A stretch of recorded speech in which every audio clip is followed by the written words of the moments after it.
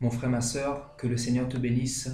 Voilà, Dieu m'a communiqué un message, notamment pour défendre sa vision, la vision véritable de l'Évangile. Et je veux m'adresser à tous les chrétiens qui sont complètement séduits par l'Évangile de prospérité, l'Évangile qui met en avant l'argent et l'aspect matériel, l'Évangile qui met en avant l'homme de Dieu, le culte de la personnalité, l'Évangile qui met en avant les miracles, la distraction et le côté théâtral. Je ne suis pas sûr que quand on lit la Bible, nous pouvons voir que l'évangile de Jésus-Christ ressemble à l'évangile qui se prêche actuellement. Il y a un fossé énorme. Et donc, le Seigneur veut aujourd'hui communiquer sa vision véritable pour ses disciples, sa vision pour ses véritables enfants. Le Seigneur est en train de séparer ses véritables brebis des boucs. Et donc, celui qui n'a pas l'amour de la vérité, celui qui ne veut pas accepter le vrai message que Jésus-Christ nous a donné, celui-là ne sera pas sauvé, celui-là ne partira pas à l'enlèvement, celui-là restera sous l'emprise de l'Antéchrist bientôt. Le Seigneur est en train de faire un tri. Alors toi qui entends ce message, si tu entends le message que le Seigneur veut te communiquer, si tu crois que ce message est véritablement le message de Dieu, tu dois te repentir et tu dois revenir à l'évangile. Car on parle là de ton salut avant toute chose. On n'est pas là pour distraire les enfants de Dieu, mais pour communiquer, pour faire avancer l'évangile du Seigneur en cette fin des temps, en ce temps d'apostasie. Il y a un temps d'apostasie chrétien et il faut que tu te réveilles. Il faut que tu te réveilles si tu veux partir à l'enlèvement bientôt. Nous allons partir dans Jérémie chapitre 5, verset 27. Je lis la parole de Dieu. Comme une cage est remplie d'oiseaux, leurs maisons sont remplies de fraude. C'est ainsi qu'ils deviennent puissants et riches. Ils s'engraissent, ils sont brillants d'embonpoint, ils dépassent toute mesure dans le mal. Ils ne défendent pas la cause de l'orphelin, et ils prospèrent. Ils ne font pas droit aux indigents. Ne châtierai-je pas ces choses-là, dit l'Éternel? Ne me vengerai-je pas d'une nation pareille? Des choses horribles, abominables se font dans le pays. Les prophètes prophétisent avec fausseté. Les sacrificateurs dominent sous leur conduite. Et mon peuple prend plaisir à cela. Bien-aimés, là le Seigneur était en train de parler par la bouche du prophète Jérémie. Jérémie était en train de prophétiser sous la puissance du Saint-Esprit. Et il parlait notamment au roi de l'époque et à son peuple. Le Seigneur dit: ils deviennent puissants et riches, ils s'engraissent, ils sont brillants d'embonpoint, ils dépassent toute mesure dans le mal.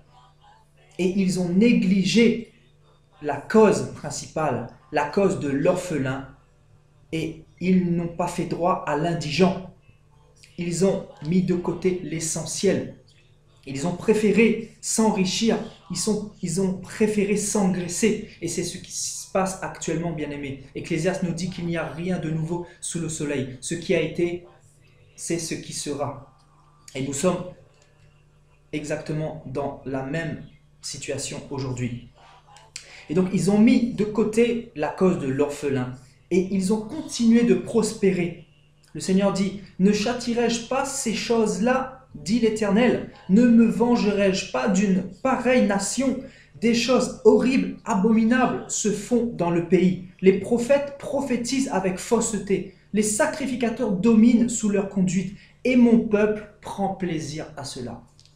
Bien-aimés, si beaucoup de prophètes aujourd'hui sont au devant, sont avec des costumes, cravates à 2000 euros, qui voyagent dans des jets privés, etc., qui sont mises en avant, au devant de la scène, et vous avez toujours été la queue, c'est simplement et purement de votre faute. Le Seigneur dit: mon peuple prend plaisir à cela. Il prend plaisir, il ne condamne pas, car il a la démangeaison d'entendre des choses agréables. Aujourd'hui, nous vivons un temps où le chrétien n'a plus le discernement parce qu'il ne consulte pas Dieu. Il est dans un évangile complètement envoûté. il est complètement séduit par ses yeux charnels et il pense qu'il est en train de servir le Seigneur. Sachez que le peuple d'Israël, le peuple de Juda, servait le Seigneur dans le temple et ils pensaient être agréables au Seigneur. Et le Seigneur était en train de leur reprendre par la bouche du prophète Jérémie en leur disant qu'ils ont mis de côté l'orphelin et qu'ils n'ont pas fait droit aux indigents, aux pauvres, aux opprimés, à ceux qui sont les rejetons de cette société. Bien aimés, nous allons partir dans Jérémie 22, 15. Jérémie chapitre 22, verset 15. Nous allons approfondir ce message.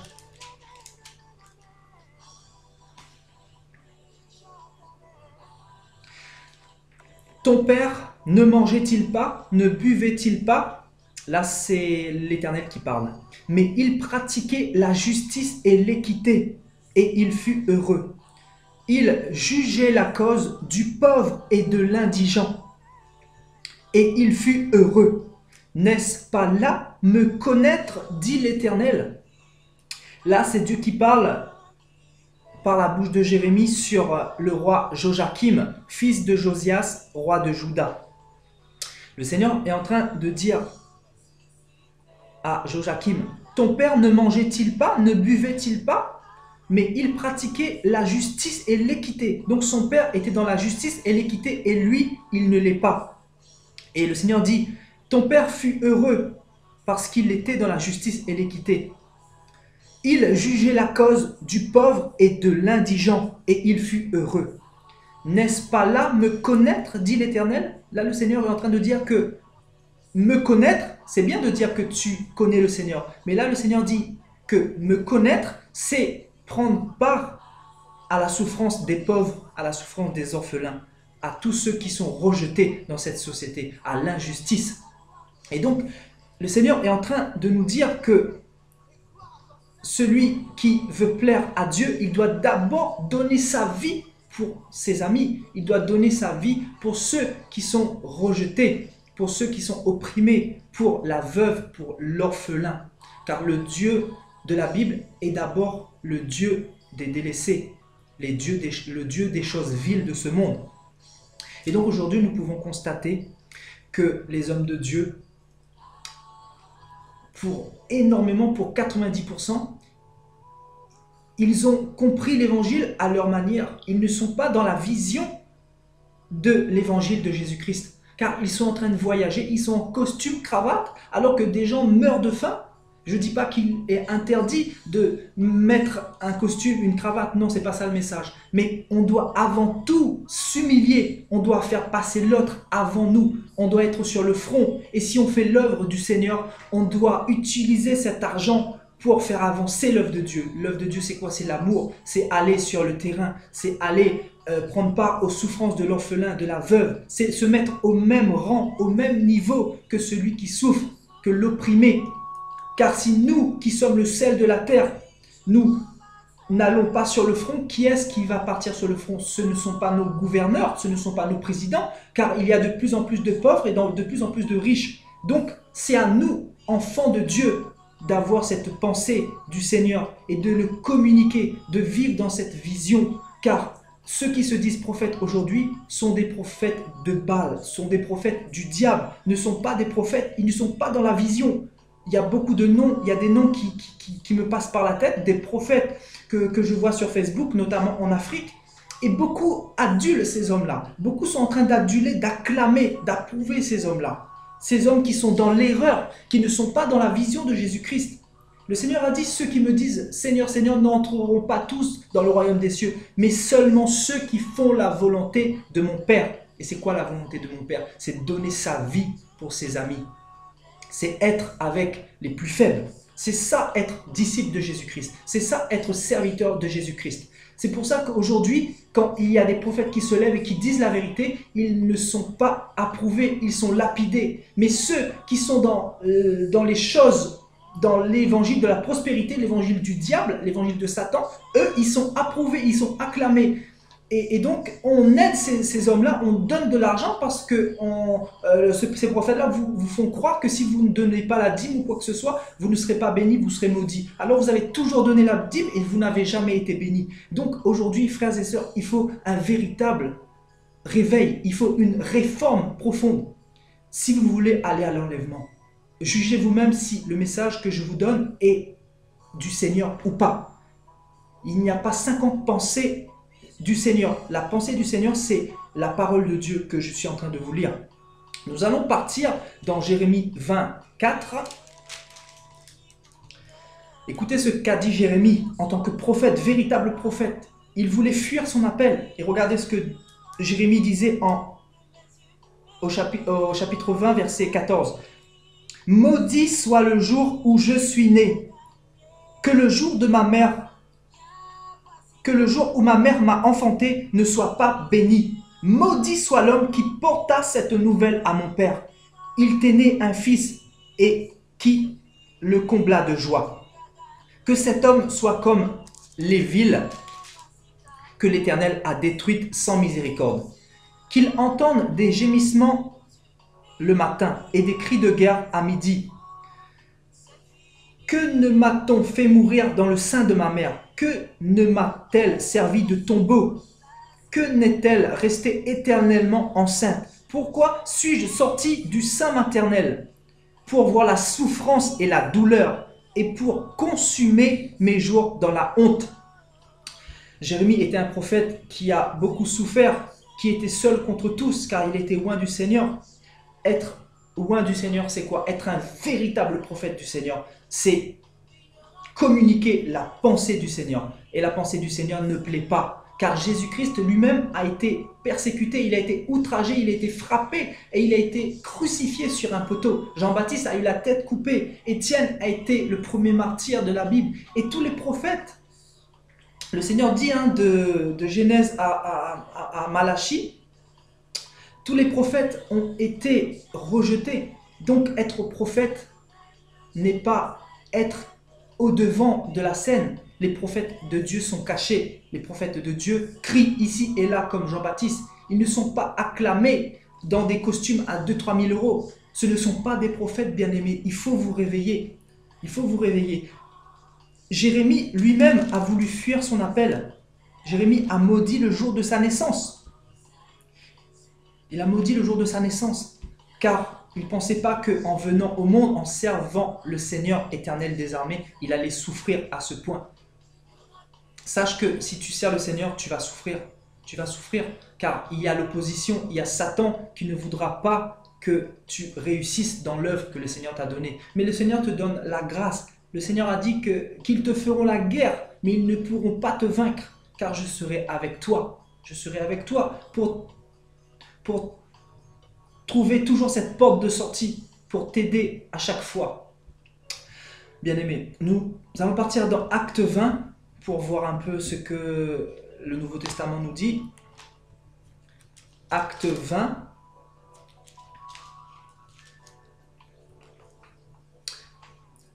À partir du verset, je vais prendre plusieurs versets pour pouvoir arriver à ma conclusion. Et donc, Acte 20, verset 19, Paul disait « Je me suis sans cesse produit avec vous, servant le Seigneur en toute humilité, avec larmes, au milieu des épreuves que me suscitaient les embûches des Juifs. » Nous pouvons constater que Paul avait aussi des tribulations. Et Paul disait qu'il a servi le Seigneur avec une grande humilité, avec larmes. Les hommes de Dieu aujourd'hui, est-ce qu'ils servent le Seigneur avec humilité? Ils sont dans l'orgueil, ils sont en costume cravate, ils sont en train de faire l'apologie de leur ministère, de montrer qu'ils ont réussi, de montrer que le Seigneur les a élevés, alors que ce n'est pas le Seigneur qui les a élevés, c'est eux-mêmes qui se sont élevés, ce sont les hommes qui ont été élevés. Le Seigneur a dit en Jérémie, je viens de le lire, « Mon peuple approuve cela ». Donc quand quelqu'un approuve, il donne de l'argent, il aide à l'avancement de ce ministère. Et donc, l'apôtre Paul faisait l'œuvre en toute humilité. Au verset 21, annonçant aux Juifs et aux Grecs la repentance envers Dieu et la foi en notre Seigneur Jésus-Christ. L'apôtre Paul, son message était centré sur la repentance, n'était pas centré sur l'argent, n'était pas centré sur le matériel, sur l'apparence, sur le spectacle, sur les miracles. Bien sûr qu'il a fait des miracles, mais son appel résidait dans la repentance, dans le péché. Il condamnait le péché. Il était en train de dire au peuple de l'époque qu'il fallait se repentir pour avoir part au royaume des cieux, au salut. Que sans la repentance, il n'y a pas de salut, il n'y a pas de vie éternelle. Donc la repentance, c'est le message principal de l'apôtre Paul et des autres apôtres également. Au verset 29, il dit « Je sais qu'il s'introduira parmi vous après mon départ des loups cruels qui n'épargneront pas le troupeau et qu'il s'élèvera au milieu de vous des hommes qui enseigneront des choses pernicieuses pour entraîner les disciples après eux. Veuillez donc vous souvenir que durant 3 ans, je n'ai cessé jour et nuit d'exhorter avec larmes chacun de vous. » Donc il met en garde, il y aura des troupeaux qui n'épargneront pas, des loups cruels qui n'épargneront pas le troupeau, et qu'il s'élèvera du milieu d'eux des hommes qui enseigneront des choses pernicieuses. Donc la dîme, l'évangile de l'argent, la prospérité, si tu ne donnes pas, tu seras maudit. Ce sont ces choses-là qui sont des choses pernicieuses, que le Seigneur ne nous a pas enseignées. Alors pourquoi vous enseigne-t-on des choses que le Seigneur ne nous a pas enseignées? L'apôtre Paul disait: soyez mes imitateurs, soyez nos imitateurs. Il n'a pas dit soyez les imitateurs de cette génération impure, de cette génération perverse et corrompue.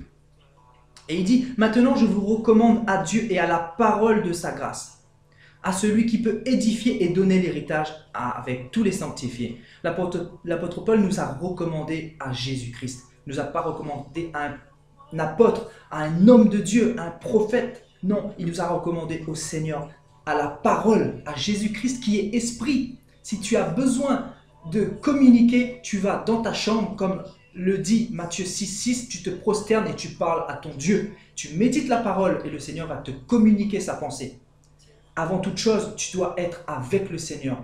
Et le Seigneur te dira s'il faut aller dans une église et il te dira dans quelle église il faut partir. Car aujourd'hui, nous avons 90% d'églises qui ne sont pas du Seigneur, qui sont de Baal. Et je voudrais vraiment que vous vous ouvriez les yeux par rapport au message que je suis en train de vous dire. Car c'est la vérité. Nous vivons un temps d'apostasie et c'est un temps très très difficile. Et donc, je poursuis au verset 35. « Je vous ai montré de toute manière que c'est en travaillant ainsi qu'il faut soutenir les faibles et se rappeler des paroles du Seigneur qui a dit lui-même « Il y a plus de bonheur à donner qu'à recevoir. » Aujourd'hui, bien-aimés, nous pouvons constater que chez les hommes de Dieu, ils ont plus de bonheur à recevoir qu'à donner. Il suffit de voir les costumes cravates. Qu'est-ce qu'ils font de cet argent-là? Est-ce que vous connaissez les hommes de Dieu que vous adulez? Est-ce que vous les avez vus sur le terrain, sur le front, avec les veuves, les orphelins, en train de construire des orphelinats, en train de nourrir des pauvres, en train de faire avancer le royaume de Dieu, en train de donner de l'amour pour faire avancer l'œuvre de Jésus-Christ? Est-ce que vous avez vu ça? Non, bien-aimés, car ces hommes-là ne servent leur ventre. Ils ne servent pas le Dieu de la Bible. Ils sont serviteurs de Baal. Ils sont en train de servir leur ventre. Ils ont pour Dieu leur ventre. C'est ça le message. C'est ça le message, bien-aimés. Nous devons revenir à l'évangile pur. Et donc soutenir les faibles. Et se rappeler des paroles du Seigneur qui lui a dit « Il y a plus de bonheur à donner qu'à recevoir », bien-aimés. Voilà, la parole parle elle-même. Je n'ai pas besoin de rajouter. Car la parole de Dieu est puissante pour celui qui a l'amour de la vérité. Pour être sauvé. Si tu n'as pas l'amour de la vérité, tu ne pourras pas approuver ce message. Je ne dis pas que mon message est meilleur que ton message ou le message d'un autre homme de Dieu. Je suis en train de te dire que si tu rejettes ce message, c'est que forcément tu as la marque de la bête en toi, que tu ne le sais même pas. Et si c'est le cas, tu dois demander à Dieu de t'aider. Tu dois t'humilier devant le Seigneur, afin qu'il te donne sa pensée véritable. Car sa pensée véritable, c'est d'aller avec les pauvres, les opprimés, ceux qui sont rejetés de cette société, ceux qui ont besoin d'aide, les SDF, les pauvres, les personnes qui sont les rejetons de cette société, bien-aimés. Jacques 1,27 nous dit la vraie religion est d'aider le pauvre et l'orphelin. La véritable religion, sans tache ni ride, c'est d'être avec les veuves, les orphelins, d'être avec ceux qui sont délaissés. Ce n'est pas d'être avec les grands hommes de Dieu, de dire que voilà, j'ai un grand ministère, j'ai tant d'argent par mois, etc. Je fais des jets privés, je fais des grandes salles remplies de fidèles. Non, c'est pas ça la vision du Seigneur. La vision du Seigneur, c'est pas ça. Sachez qu'un vrai prophète de Dieu, c'est un prophète humble. C'est un prophète qui s'humilie. Et on reconnaît un véritable serviteur de Dieu par son humilité. Si vous voyez un homme de Dieu qui est avec un costume à 2 000 à 3 000 euros, qui est tout le temps dans cet aspect d'apparence et qui est en train de faire des miracles et qui néglige le véritable message qui est la repentance, qui ne va pas au front avec les veuves, les orphelins, dites-vous que cet homme n'est pas du Seigneur, n'est pas du Seigneur. Car la Bible nous aiguille par rapport aux hommes de Dieu de cette génération. C'est la Bible qui est la lumière et les œuvres des ténèbres ne peuvent pas rester cachées. Car tôt ou tard, le Seigneur les met tout ça en lumière. Pour finir, bien-aimés, nous allons partir dans 1 Jean 3, 18. 1 Jean chapitre 3, verset 18. Petits enfants, n'aimons pas en parole et avec la langue, mais avec action et avec vérité. Petits enfants, n'aimons pas en parole et avec la langue, mais en action et en vérité. Bien-aimé, toi qui te dis disciple de Jésus-Christ, est-ce que tu as mis en action ton amour? Est-ce que tu as mis en action l'amour que tu as pour le Seigneur? Car le Seigneur a dit, aimez-vous les uns les autres comme je vous ai aimé. Donne ta vie pour ton prochain. Quelle est ta vision maintenant après avoir reçu ce message? Est-ce que tu vas t'endurcir davantage ou tu vas entendre la voix du Seigneur? Le Seigneur a dit, si vous entendez ma voix, n'endurcissez pas votre cœur. Il s'agit de ton salut, mon frère, ma soeur. Qu'est-ce que tu auras fait pour le Seigneur? Quand le Seigneur va te juger, quand le Seigneur t'appellera devant son trône, qu'est-ce que tu auras fait de bon pour lui? Est-ce que tu auras adulé, acclamé les hommes de Dieu, mis en avant les autres, et rien fait pour le Seigneur? Ou seras-tu parti devant les pauvres, les orphelins, auras-tu fait une œuvre solide, une œuvre de bonne odeur pour l'Éternel? Je peux te dire que si tu auras été du bon côté, le Seigneur va t'approuver, le Seigneur va te donner une couronne de gloire, le Seigneur va te préparer une place, car il a dit, je m'en vais au Père et je vous préparerai une demeure. Voilà mon frère, ma soeur, je voulais te communiquer la pensée que le Seigneur m'avait donnée aujourd'hui. Je ne te connais pas, mais le Seigneur te connaît, le Seigneur connaît ton cœur. Prends la bonne décision et va toi-même vérifier dans la parole ce que dit le Seigneur. Car moi, je ne suis qu'un serviteur inutile. Je suis qu'un canal que Dieu utilise pour te faire véhiculer un message. Voilà, que le Seigneur te bénisse. C'était un plaisir pour moi de partager ce message. Je te dis à la prochaine pour une exhortation. À bientôt.